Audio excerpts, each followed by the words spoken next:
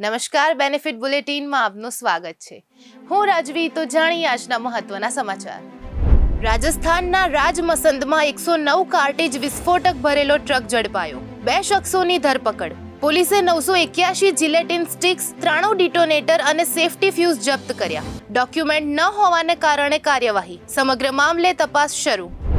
Vadodara Surat airport પર ઇન્ડિગોની ફ્લાઇટો સતત રદ થતી અને ડીલે થતા મુસાફરો કલાકો સુધી અટકાયા. ગર્ભવતી મહિલા પણ ફસાઈ. મુંબઈ વડોદરા, મુંબઈ અને સુરત જયપુર ફ્લાઇટો સવાર સાંજની દરેક ફ્લાઇટ્સ રદ. વળતર મુદ્દે મુસાફરોમાં આક્રોશ. સ્ટાફના અયોગ્ય જવાબો સામે અમદાવાદ એરપોર્ટ પર પણ પેસેન્જરે હલ્લાબોલ કર્યા. પ્રથમવાર અમેરિકન ડોલર સામે રૂપિયો 90 ને પાર. ભારતીય રૂપિયાનો નવો રેકોર્ડ ઓલ ટાઈમ લો. બજારમાં ડોલરની મજબૂતાઈ. એફઆઈઆઈ આઉટફ્લો અને વૈશ્વિક અનિશ્ચિતતાઓ પર રૂપિયો નબળો પડ્યો. રૂપિયો 90.14 પ્રતિ ડોલર પર પહોંચ્યો.